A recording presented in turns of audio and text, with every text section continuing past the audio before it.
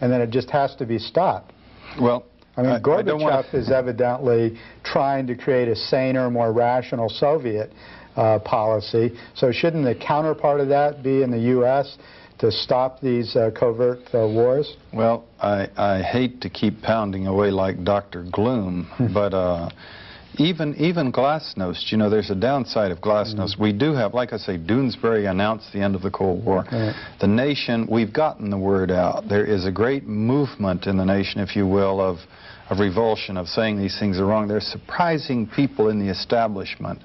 Bill Colby, who ran the Phoenix program and the CIA, as it did all these things, said the Contra program was wrong and should be shut down, and then said that covert action should be gotten out of the CIA. You're finding remarkable people saying that, acknowledging the fact that these things are wrong. What they're doing, however, as I say, is just putting the covert back into them and toning them down a little bit and trying to keep them out of the public consciousness and trying to get the major media to cooperate with them and keeping them out of the public consciousness. I have to mention, however, the downside of glasnost, which people are overlooking, as the Soviet Union invites openness and discussion and everything. But on the 7th of January, that was a utterly remarkable op-ed piece in the New York Times, which is a reprint from the Soviet Foreign Ministry Journal from last summer, done by Andrei Kozyrov, in which he said, look, most of the third world has opted for the capitalist solution. It was a mistake for the USSR to support people's movements around the world. It led us into the nuclear arms race that's almost broken the Soviet economy. And in the Soviet economic interests, we, he says, have to start supporting stability and the status quo in the third world, and join in the capitalist process in order to participate in world trade, in order to recover our own economy and economic interests. Now, on the one hand, we should have a celebration because and then Gorbachev at the United Nations said something comparable. Now, you know, your first reaction is let's go out and have a celebration. Because this would seem to offer a hope that the Cold War, the brutalization of these countries, can be shut down with the Soviet initiative and people fatigued of them in the United States. The problem is this. There are two kinds of covert actions, to oversimplify basically. You see them clearly in Central America, Nicaragua, with a Contra freedom fighters destabilization force, and in El Salvador, where we spent $3.3 billion on the death squads to maintain the status quo. To keep a revolutionary forces from winning. To keep the people suppressed, to keep the oligarchies in power, to keep the dollars flowing, to keep the trade flowing at whatever price to the people.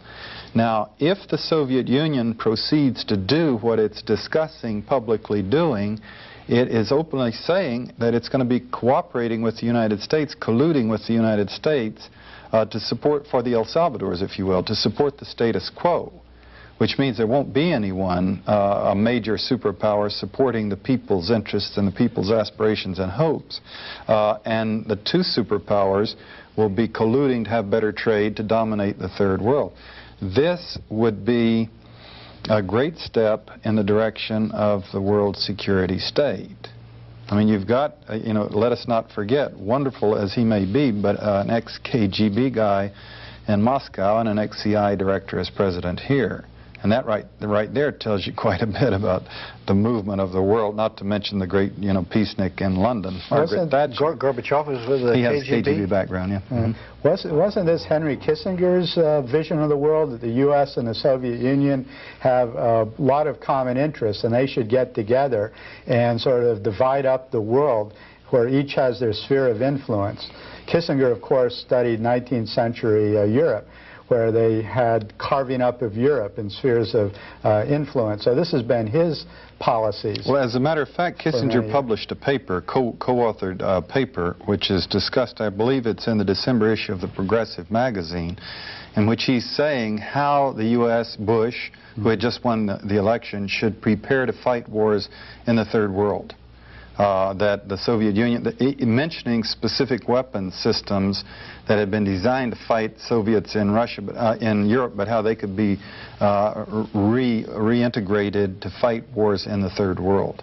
Well, that's more aggressive than Kissinger's earlier posture. No, he's flat saying that the next wars will be in the Third World as we cooperate with the Soviet Union. Wow, that's heavy. Well, John, thank you for your gloom and doom, but heck, you got to look at the world the way it is, don't you? We've got a lot of work to do. Yeah. We've got a lot of work to do. We can't forget that the INF Treaty gave us all so much hope, but the factories are spitting out bombs faster than they've ever been, and there are now 9 nations producing bombs. Well, it shows we have to reveal what's going on in these different CIA operations all over the world to try to publicize them, so hopefully people will be horrified if they know the truth of what's going on and the human consequences of these covert actions, and just simply shut down these secret wars. Yes. Amen. Now let's have some information from alternative publications.